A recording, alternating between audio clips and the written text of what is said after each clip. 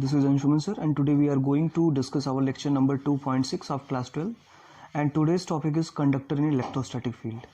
So dear student, in the previous class we already discussed the different aspects of the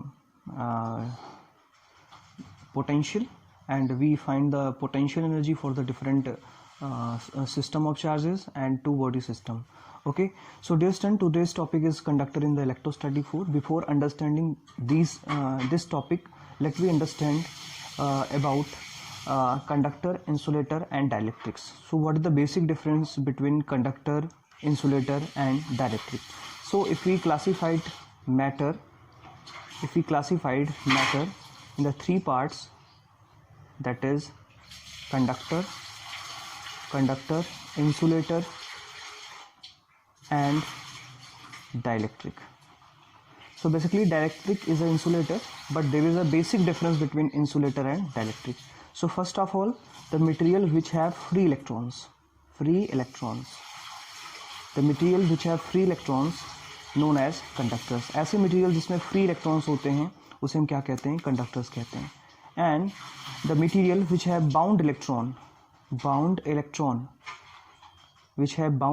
and does not conduct the electricity, so known as the insulator, right? So insulators are those material which are unable to conduct electricity, are known as the insulators. And dielectric is also insulators, they are also insulator, but there is a difference between insulator and dielectric. When a such type of dielectric, when a dielectric is placed in external electric field, then it seems that there is a production of induced charges. जब भी dielectric और insulator में basic difference ये है कि जब आप insulator को इलेक्ट्रिक फील्ड में रखते हैं तो उसमें कोई भी चेंज नहीं आता, उसके बाउंड इलेक्ट्रॉन बाउंड ही बने रहते हैं. लेकिन डाइलेक्ट्रिक एक ऐसा इंसुलेटर है जिसको जब आप इलेक्ट्रिक फील्ड में रखते हैं तो उसमें इंड्यूस चार्जेस क्रिएट हो जाते हैं. इंड्यूस चार्जेस का मतलब उसके पॉजिटिव और नेगेटिव आपस में अलग अलग हो जाते हैं, राइट? आई होप ये बेसिक डिफरेंस आपके समझ में आया होगा, right? So insulators are those which cannot conduct electricity because they have not free electron, but dielectric also an insulator which is placed in external electric field and they get induced. उसके जो charges होते हैं वो induce हो जाते हैं opposite phases पे. So the dielectric do not conduct electricity on applying electric field. Induced charges of opposite kind of develop on their opposite phases, right? तो इसका बेसिक सा मतलब क्या है कि डाइलेक्ट्रिक भी एक तरह का इंसुलेटर होता है जो इलेक्ट्रिसिटी कंडक्ट नहीं करता, लेकिन जब इसको इलेक्ट्रिक फील्ड में रखा जाता है तो इसमें इंड्यूस चार्जेस क्रिएट हो जाते हैं अपोजिट फेजेस में. आई होप ये समझ में आ गया होगा. तो ये बेसिक है conductor, insulator and dielectric. Dear students, dielectric को हम बहुत डिटेल में स्टडी करने वाले हैं नेक्स्ट लेक्चर में, जिसमें हम डाइलेक्ट्रिक एंड पोलराइजेशन की बात करेंगे. आज का जो हमारा टॉपिक है वो कंडक्टर है, तो आज हम कंडक्टर को बेसिकली डिस्कस करने वाले हैं. कंडक्टर की कुछ प्रॉपर्टीज़ को देखेंगे और कंडक्टर को जब हम एक्सटर्नल इलेक्ट्रिक फील्ड में प्लेस करते हैं तो उसमें क्या चेंजेस आ जाते हैं, right? So let we see that. So let we discuss. First of all we assume that there is a uniform field. So for uniform field we just assume there is a two plates. There is one plate is positive charge and one plate is negative charge. So in between there is a electric field. There is a uniform electric field. When a conductor is placed, that this is a conductor. When conductor is placed between this electric field, the positive plate attracts the positive charge inside this conductor. Then negative charge of this conductor and this negative plate attract the positive charge of this conductor. So negative charge come there, यहाँ पे आ जाते हैं negative charges, और जो positive charges होते हैं इसके opposite phases में आ जाते हैं. तो जब भी हम किसी कंडक्टर को किसी यूनिफॉर्म इलेक्ट्रिक फील्ड में हम रखते हैं तो हम देखते हैं कि उस कंडक्टर के अंदर जो पॉजिटिव और नेगेटिव चार्जेस हैं वो क्या हो सकते हैं? नेगेटिव वाला पॉजिटिव की तरफ अट्रैक्ट हो जाएगा, पॉजिटिव प्लेट की तरफ, और नेगेटिव प्लेट क्या करेगा? पॉजिटिव चार्जेस को अपनी तरफ क्या करेगा? अट्रैक्ट कर लेगा. तो इस तरह से हम देखते हैं कि कंडक्टर के अंदर एक इंटरनल इलेक्ट्रिक फील्ड क्रिएट हो जाता है जो कि अपोजिट होता है एक्सटर्नल इलेक्ट्रिक फील्ड के. आई होप ये बात समझ में आ रही होगी. तो जब ये एक्सटर्नल इलेक्ट्रिक फील्ड और ये आपका एक्सटर्नल इलेक्ट्रिक फील्ड है और ये इंटरनल इलेक्ट्रिक फील्ड है, राइट। और ये अपने आप को इस तरह से सेटअप करता है कि इसका जो एक्सटर्नल इलेक्ट्रिक फील्ड है is equivalent to the internal electric field. जब ये केस क्रिएट हो जाता है इक्विलिब्रियम कंडीशन में, तो हम देखते हैं कि क्योंकि एक्सटर्नल इलेक्ट्रिक फील्ड और इंटरनल इलेक्ट्रिक फील्ड दोनों की डायरेक्शन अपोजिट है, तो इनका जो नेट होगा external minus E internal will be zero. ये क्या हो जाते हैं, ज़ीरो हो जाते हैं, जिसकी वजह से किसी भी कंडक्टर के अंदर जो नेट इलेक्ट्रिक फील्ड होता है वो क्या होता है, ज़ीरो होता है, राइट। ये तो पहला केस हो गया। अगर ये केस सेटिस्फाई नहीं होती, इक्विलिब्रियम की कंडीशन सेटिस्फाई नहीं होती है, मतलब कि E external is equal to E internal नहीं होता है, तो इसके अंदर के जो चार्जेस हैं वो एक्सटर्नल इलेक्ट्रिक फील्ड की वजह से क्या करेंगे, फोर्स एक्सपीरियंस करेंगे और चलने लगेंगे। और जब ये चलने लगते हैं तो इसी को आप क्या कहते हैं, इंड्यूस करंट कहते हैं, कि ये इंड्यूस हो गए और चलना स्टार्ट कर दे रहे हैं, ठीक है। तो ये दोनों केसेस आपके समझ में आना चाहिए। इक्विलिब्रियम कंडीशन में अगर हम बात करें तो जब ई एक्सटर्नल और इस कंडक्टर के अंदर जो प्रोड्यूस इलेक्ट्रिक फील्ड है आपस में बराबर हो जाते हैं, तो इस सिचुएशन में इस कंडक्टर के अंदर नेट इलेक्ट्रिक फील्ड जीरो हो जाएगा। लेकिन अगर ये इक्विलिब्रियम कंडीशन नहीं होती है तो हम देखते हैं कि इस एक्सटर्नल फील्ड की वजह से जो ये चार्जेस हैं वो कुछ न कुछ फोर्स एक्सपीरियंस करेंगे और चलना स्टार्ट कर देंगे। इस सिचुएशन में हम कहते हैं कि ये इलेक्ट्रिसिटी को क्या कर रहा है, कंडक्ट कर रहा है। तो एक बहुत ही बेसिक जो है एक फॉर्मेशन है इसका, कि जब भी हम किसी कंडक्टर को इलेक्ट्रिक फील्ड में रखेंगे तो इक्वल और अपोजिट चार्जेस उसके अपोजिट फेजेस पे क्या हो जाएंगे, क्रिएट हो जाएंगे, और एक इंटरनल इलेक्ट्रिक फील्ड क्या कर लेंगे, सेटअप कर लेंगे। सो this is the behaviour of a conductor inside the electric field. अब इसकी कुछ प्रॉपर्टीज जो हमें इंडिविजुअली करके डिस्कस करनी होती हैं और आपके एग्जाम में ये पूछता भी है, इसको और भी डिटेल में अभी हम बात करते हैं कि क्यों जीरो हो जाता है, ऐसा क्या इसके अंदर हो जाता है। So let we summarize some behaviour of the conductor when it is placed in the electric field. तो सबसे पहली जो इसकी प्रॉपर्टी है, सबसे पहली जो टेंडेंसी है, that is inside equilibrium condition में आप कह सकते हैं inside a conductor the electric field is zero, right. Inside a conductor electric field क्या हो जाता है, ज़ीरो हो जाता है।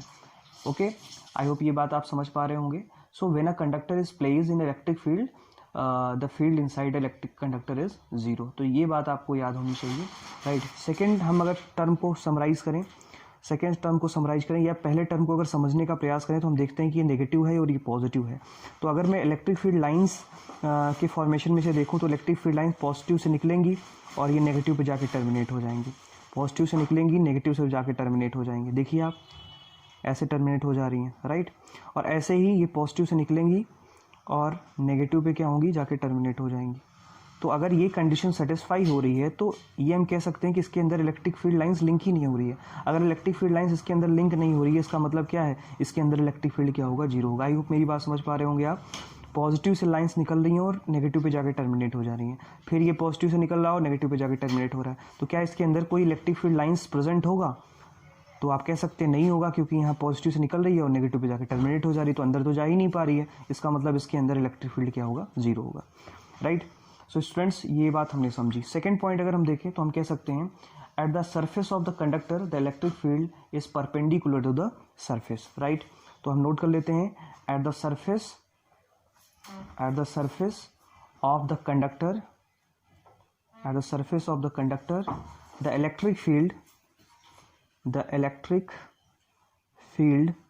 is perpendicular to its surface। तो ये एक दो बहुत ही इंपॉर्टेंट पॉइंट ये पता चल गया कि अगर आपके पास कोई इस तरह से जो है एक कंडक्टर है और इससे लाइंस इस तरह से पास हो रही हैं, इलेक्ट्रिक फील्ड लाइन पास हो रही हैं, तो जो ये इलेक्ट्रिक फील्ड होगा, जैसे मान लीजिए इलेक्ट्रिक फील्ड ये सरफेस है, तो यहाँ पे अगर मैं टेंजेंट ड्रॉ करूँ तो इलेक्ट्रिक फील्ड ऐसे होना चाहिए, यहाँ पे टेंजेंट ड्रॉ करूँ तो इलेक्ट्रिक फील्ड ऐसे होना चाहिए। तो आप देख भी रहे हैं कि इलेक्ट्रिक फील्ड लाइंस ऐसे मुड़ रही हैं, राइट। तो इधर डायरेक्शन इलेक्ट्रिक फील्ड की ये है, इधर ये है, इधर ये है। तो हम कह सकते हैं, क्योंकि पॉजिटिव से नेगेटिव की डायरेक्शन में होगी तो आप समझ सकते हैं। तो जब भी हम इलेक्ट्रिक फील्ड की बात करते हैं तो इलेक्ट्रिक फील्ड जो होता है उस कंडक्टर के सरफेस पे हमेशा क्या होगा, परपेंडिकुलर होगा, राइट। अब देखिए यहाँ पे जैसे कंडक्टर नहीं है तो ये लाइंस ऐसे जाएंगी और ऐसे निकल जाएंगी, राइट, इधर भी ऐसे जाएंगे, ऐसे निकल जाएंगी, राइट। तो ये थोड़ा सा आप समझते रहेंगे कि इलेक्ट्रिक फील्ड लाइंस जो होती हैं या इलेक्ट्रिक फील्ड जो होता है वो सरफेस पे क्या होता है, परपेंडिकुलर होता है। Clear? Okay, now let we see the third point. Third point की अगर हम बात करें तो थर्ड प्रॉपर्टी ये कहता है कि when a conductor is charged the acquired charge reside only on the surface of the conductor. तो ये जब भी कंडक्टर को देखिए हमने यहाँ पे प्लेस किया तो हम देखते हैं कि इसके अपोजिट फेजेस पे पॉजिटिव और नेगेटिव चार्जेस क्या हो गए, क्रिएट हो गए। इसके इनसाइड में इलेक्ट्रिक फील्ड जीरो हो रहा है, इसका मतलब क्या है, इसका मतलब ये है कि यहाँ पर इसके अंदर कोई भी चार्ज नहीं है, राइट। अगर यहाँ पे इलेक्ट्रिक फील्ड जीरो है तो इसका मतलब क्या है, यहाँ पे कोई भी चार्ज सिचुएटेड नहीं है, right. So it is say that when a conductor is charge, when a conductor is charged, the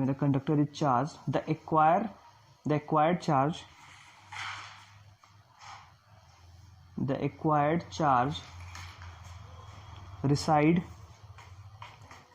only on the surface of the conductor, only on surface of conductor, right।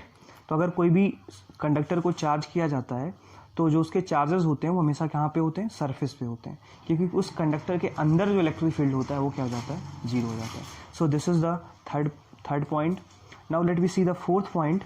Fourth point says that the entire body of the conductor including its surface is at constant potential. अब ये बहुत important चीज़ है, ये कह रहे हैं कि the entire body of the conductor, the entire body of a conductor including its surface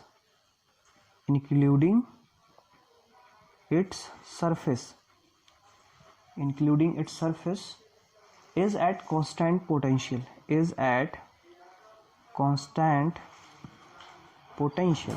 right। अब इसका मतलब क्या हुआ, इसका मतलब ये है कि electric field inside the conductor is always zero. अगर इलेक्ट्रिक फील्ड जीरो है इसका मतलब क्या होगा, आपने पढ़ा है कि E इक्वल टू होता है माइनस dV/dr, राइट। तो अगर बेटा ये dV इक्वल टू जीरो हो गया इसका मतलब V इक्वल टू कॉन्स्टेंट होगा। तो किसी भी कंडक्टर के सरफेस पे और उसके अंदर जो पोटेंशियल होता है वो कांस्टेंट होता है। इसको हम पिछली क्लासेस में भी डिस्कस कर चुके हैं कि किसी भी स्फीयर, जैसे ये आपके पास कोई स्फीयर है तो इसके अंदर पोटेंशियल, इसके सरफेस पे पोटेंशियल, इसके सरफेस पे जो पोटेंशियल होगा वही उसके अंदर पोटेंशियल होगा। तो ये किसी भी स्फीयर के अंदर जो पोटेंशियल होता है वो सेम होता है, इक्वी पोटेंशियल होता है, राइट। तो ये चीज़ कहती है कि the entire body of the conductor including its surface is at constant potential, that mean it is an equi potential, right. I hope ये समझ में आ गया होगा। फिफ्थ पॉइंट देखते हैं। फिफ्थ पॉइंट भी बहुत इंपॉर्टेंट है। फिफ्थ पॉइंट कहता है the electric field at the surface of a charge conductor is equal to sigma upon epsilon naught, right. तो ये बहुत इंपॉर्टेंट है। The electric field at the surface of the charge conductor, at the surface of charge conductor, surface of the charge conductor is E is equal to sigma upon epsilon naught। तो ये बहुत important है, इसको हम proof भी कर लेते हैं 2 मिनट में, ये बहुत आसानी से प्रूफ हो जाता है, देखते हैं। तो ये हमारे पास एक कंडक्टर है, ये अभी हमारे पास एक कंडक्टर है और आप देख रहे हैं कि इसके अपोजिट इधर की तरफ जो है पॉजिटिव चार्ज है जब इसको एक्सटर्नल फील्ड में रखा गया, और इधर की तरफ क्या है, नेगेटिव चार्जेस हैं जब इसे फील्ड। तो जो इलेक्ट्रिक फील्ड इससे लिंक हो रहा है इसके अंदर जो है इलेक्ट्रिक फील्ड जीरो है, और मैं क्योंकि ये प्लेट्स हैं और इस तरह से इलेक्ट्रिक फील्ड की डायरेक्शन है, तो अगर मैं यहाँ पे एक छोटा सा सरफेस अज्यूम कर लूँ और इस सरफेस को मैं ds मान लूँ और इसके सरफेस के परपेंडिकुलर आपका ये इलेक्ट्रिक फील्ड होगा, तो ये इस एरिया के ऊपर इलेक्ट्रिक फील्ड होगा क्योंकि आउट डायरेक्शन में होगा, इधर की तरफ नेगेटिव इधर की तरफ पॉजिटिव होगा। तो इस तरह से क्या होगा, इधर की तरफ नेगेटिव है तो इधर की तरफ पॉजिटिव है, तो ऐसे होगा, आप समझ सकते हैं। पिछले वाले फिगर में हमने देखा था। तो जो इससे फ्लक्स लिंक होगा वो कितना होगा बेटा, E.ds होगा, ये आप ऑलरेडी पिछले क्लासेस में पढ़ चुके हैं, राइट। और क्योंकि सिग्मा जो होता है वो क्या है, सरफेस चार्ज डेंसिटी है, क्या है, सरफेस चार्ज डेंसिटी, और सरफेस चार्ज डेंसिटी क्या होती है, dq/dA। ये आपने पढ़ा है, क्योंकि यहाँ पे ds लिया है तो हम ds ले सकते हैं, एरिया को हमने ds मान रखा है, स्मॉल एरिया, राइट। तो अब ये आपके पास फ्लक्स है। इसके बाद आप जानते हैं गॉस थ्योरम से भी आप जानते हैं कि अगर d फाई की वैल्यू आप लिखें तो आप लिख सकते हैं dq/ε0। ये लिख सकते हैं टोटल चार्ज का, इस पे जो टोटल चार्ज है उसका ε0 टाइम क्या होगा, ये होगा। अब यहाँ से अगर मैं डी क्यू की वैल्यू लिखना चाहूँ तो मैं सिग्मा इंटू डी एस लिख सकता हूँ। तो यहाँ से आपके पास डी फाई की जो वैल्यू आ जाएगी सिग्मा इंटू डी एस हो जाएगा अपॉन एप्सिलॉन नॉट। ये इक्वेशन नंबर फर्स्ट है, इक्वेशन नंबर 2 है। इक्वेशन नंबर फर्स्ट और इक्वेशन नंबर 2 को आपस में कंबाइन कर दीजिए तो आपके पास आ जाएगा E dot D S is equal to sigma D S upon epsilon naught. यहाँ से डी एस कैंसिल हो गया और आपके पास आ गया E is equal to sigma upon epsilon naught. तो सरफेस पे जो इलेक्ट्रिक फील्ड इंटेंसिटी होती है वो नेट इलेक्ट्रिक फील्ड जो होगा वो होगा आपका सिग्मा अपॉन एप्सिलॉन नॉट। तो ये छोटा सा प्रूफ था, आपको ये पता होना चाहिए और सरफेस पे हम निकाल सकते हैं। तो ये आपकी 5th प्रॉपर्टी हो गई। ऐसे ही और भी कंडक्टर्स की कुछ प्रॉपर्टीज़ को हम देख सकते हैं, राइट। अच्छा, एक चीज़ और, अगर मैं इसको अगर ऐसे इसको मैं वेक्टर फॉर्म में लिखूँ तो वेक्टर फॉर्म में मैं लिख सकता हूँ is equal to sigma upon epsilon naught और साथ में एन कैप। यहाँ पे एन कैप क्या है, ये एरिया वेक्टर की डायरेक्शन को दिखा रहा है। और अगर मान लीजिए इसमें किसी मीडियम आपने चेंज कर दिया, अगर उस फील्ड में कोई मीडियम आ गया तो मीडियम के अकॉर्डिंग क्या होगा, ये के आप मल्टीप्लाई यहाँ पे कर देंगे, राइट, क्योंकि फिर ये सिग्मा अपॉन एप्सिलॉन हो जाएगा। तो एप्सिलॉन को एप्सिलॉन नॉट इंटू के आप लिख सकते हैं। सो डियर स्टूडेंट, ये कुछ प्रॉपर्टीज़ हैं, एक बार फिर से समराइज कर लेते हैं। सबसे पहली प्रॉपर्टी हमने पढ़ी कि inside a conductor the electric field is zero. ये क्यों होता है मैंने आपको समझाया। इसके बाद हमने बात की at the surface of the conductor the electric field is perpendicular to surface. दूसरी प्रॉपर्टी की हमने बात की। इसके बाद थर्ड प्रॉपर्टी में हमने बात की when a conductor is charge the acquired charge reside only on the surface of the conductor. जब किसी भी कंडक्टर जब चार्ज हो जाता है तो उसके जो चार्जेस होते हैं उसके केवल सरफेस पे होते हैं, राइट। और फोर्थ प्रॉपर्टी हमने पढ़ी the entire of the body conductor including the surface is at constant potential. क्योंकि इलेक्ट्रिक फील्ड जीरो है तो अंदर जीरो है तो इसका मतलब उसके सरफेस तक जो पोटेंशियल होगा, जो उसके सरफेस पे पोटेंशियल होगा वही उसके इनसाइड में भी क्या होगा, उसका पोटेंशियल होगा, राइट। और उसके लिए फिर हमने बात करी कि इक्वी पोटेंशियल की बात करी, राइट। उसके बाद फिर हम बात करते हैं 5th पॉइंट में। तो 5th पॉइंट में कहते हैं the electric field at the surface of the charge conductor is E is equal to sigma upon epsilon naught, और उसको हमने एक छोटे से प्रूफ में देखा। तो यहाँ से दो तीन चीज़ें मोटे मोटे तौर पे पता चलती हैं। अगर इक्विलिब्रियम स्टेट की बात करें और यूनिफॉर्म इलेक्ट्रिक फील्ड में किसी कंडक्टर को हम रख दें तो हम देखते हैं कि उसके अंदर के जो चार्जेस होते हैं, जो फ्री चार्जेस होते हैं, फ्री इलेक्ट्रॉन्स होते हैं और पॉजिटिव चार्जेस होते हैं, वो अपोजिटली क्या हो जाते हैं, फेसेस हो जाते हैं। जो पॉजिटिव चार्ज होता है एक कॉर्नर पे आ जाएगा और जो नेगेटिव चार्ज होता है वो अगले कॉर्नर पे आ जाएगा और एक इंटरनल इलेक्ट्रिक फील्ड सेटअप कर लेंगे। और जैसे ही इंटरनल इलेक्ट्रिक फील्ड कंडक्टर के अंदर और एक्सटर्नल इलेक्ट्रिक फील्ड आपस में बराबर होंगे, वैसे ही उस कंडक्टर के अंदर का नेट इलेक्ट्रिक फील्ड क्या हो जाएगा, जीरो हो जाएगा, राइट, जिसको हमने इलेक्ट्रिक फील्ड लाइंस के थ्रू भी समझा। तो ये पहली चीज़ हमें समझ में आती है कि कंडक्टर को अगर हम इलेक्ट्रिक फील्ड में रखते हैं तो इस तरह का बिहेवियर करने लगता है, राइट। और हमने 2-3 बातें की। हमने कंडक्टर, इंसुलेटर और डाइलेक्ट्रिक में अंतर समझा। हमने ये कहा कि इंसुलेटर्स में फ्री इलेक्ट्रॉन्स नहीं होते हैं और इंसुलेटर्स को जब आप इलेक्ट्रिक फील्ड में रखते हो तो वहाँ पे इंडक्शन का कोई प्रोसेस नहीं होता। लेकिन डाइलेक्ट्रिक हमने स्पेसिफाई कर दिया कि एक ऐसा इंसुलेटर जिसको हम इलेक्ट्रिक फील्ड में रखेंगे और वो क्या हो जाएगा, वो इंड्यूस हो जाएगा, उसके चार्जेस जो हैं वो क्या हो जाएंगे, सेपरेट हो जाएंगे, है ना, इंड्यूस चार्ज उसमें क्रिएट हो जाएंगे। तो ऐसे मटेरियल को हम क्या कहते हैं, डाइलेक्ट्रिक कहते हैं। हालांकि उसके अंदर जो है नेट इलेक्ट्रिक फील्ड जीरो होता है, ये चीज़ आप समझते रहेंगे। अच्छा, अगर ये जो इक्विलिब्रियम की कंडीशन अगर नहीं अप्लीकेबल हुई, मतलब E external equal to E internal नहीं हुआ कंडक्टर के अंदर, तो वहाँ पर नेट इलेक्ट्रिक फील्ड जीरो नहीं होगा। उस सिचुएशन में कंडक्टर के अंदर इलेक्ट्रिसिटी फ्लो हो जाएगी, क्योंकि इलेक्ट्रॉन पे कुछ ना कुछ एक्सटर्नल इलेक्ट्रिक फील्ड की वजह से फोर्स लगने लगेगा, जिसकी वजह से वो मोशन में आ जाएगा और इलेक्ट्रिसिटी का फ्लो हो जाएगा, जो कि आपके घरों में आपके वायर्स वगैरह में होता है। वहाँ पर एक हम इस तरह का हाई इलेक्ट्रिक फील्ड लगाते हैं जो उस कंडक्टर के अंदर का इंटरनल इलेक्ट्रिक फील्ड उसे अपोज नहीं कर पाता, जिसकी वजह से वो एक्सटर्नल इलेक्ट्रिक फील्ड की वजह से फोर्स एक्सपीरियंस करता है और इलेक्ट्रॉन मूव करने लगता है। तो हम कहते हैं इलेक्ट्रिसिटी का फ्लो हो गया। तो ये कुछ चीज़ें हमने आज बेसिक समझी। अगली क्लास में हम एक बहुत इंपॉर्टेंट टर्म की बात करने वाले हैं, डाइलेक्ट्रिक एंड पोलराइजेशन, जो आपके एग्जाम में काफ़ी बार पूछा गया है, आता है, राइट। ओके, तो नेक्स्ट क्लास में मिलते हैं। आई होप आप लोग अपनी पढ़ाई कर रहे होंगे। Okay, thank you.